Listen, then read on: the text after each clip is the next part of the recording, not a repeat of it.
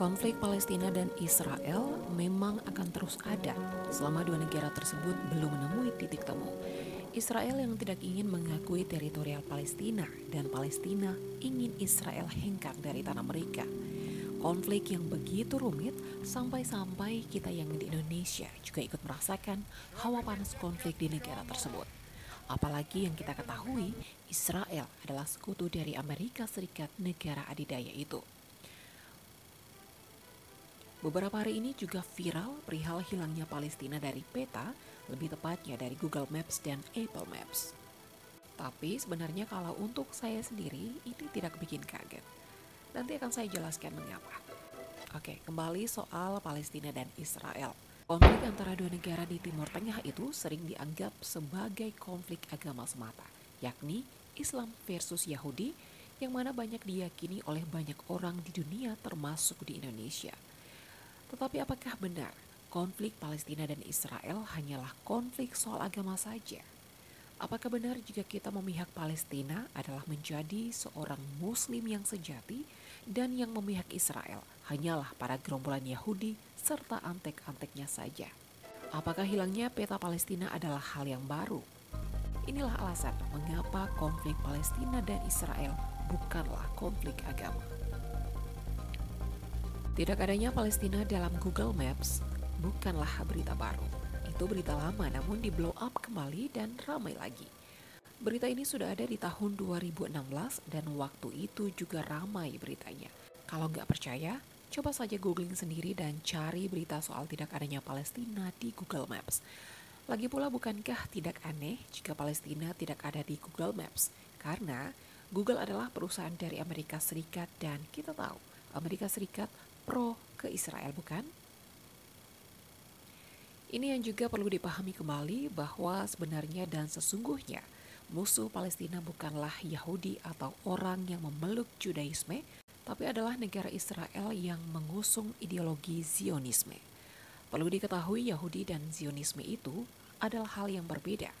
Yahudi adalah agama etnis yang mana hanya orang yang memiliki darah keturunan Yahudi saja yang boleh memeluk agama ini. Jauh sebelum Islam dibawakan oleh Nabi Muhammad, Yahudi sudah ada di bumi ini. Untuk Zionisme yang satu ini adalah ideologi politik dan bukan agama.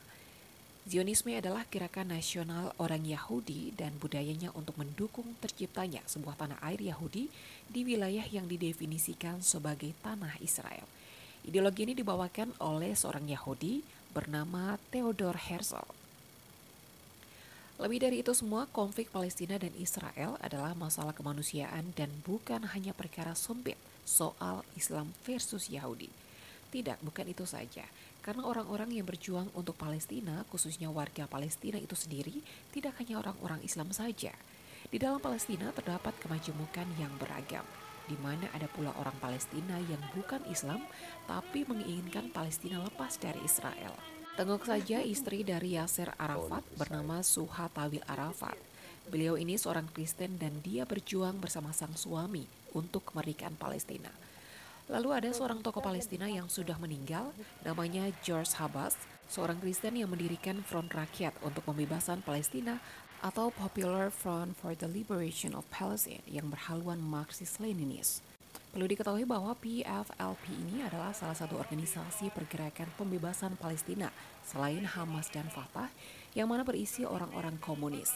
Ingat, jadi Palestina bukan hanya sekadar orang-orang Islam saja. Seperti yang sudah saya terangkan di alasan nomor 2, kalau Yahudi dan Zionisme itu adalah dua hal yang berbeda.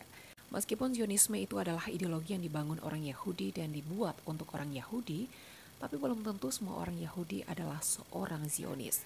Sebab perlu kita ketahui ada beberapa golongan orang Yahudi yang ada di Palestina yang juga menolak soal Zionisme.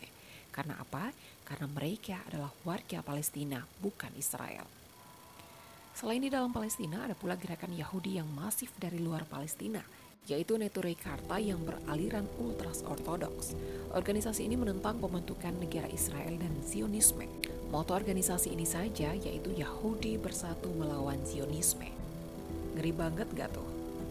Ada pula yang bernama Center for Jewish Nonviolence yang gerakannya lebih moderat di mana agak demokratis dan mengajak para diaspora Yahudi di Palestina agar mendukung kolaborasi berdirinya Palestina dalam melawan pendudukan Israel.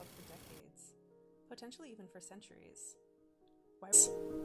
Why weren't more of us here, in the place where I would argue it matters the most?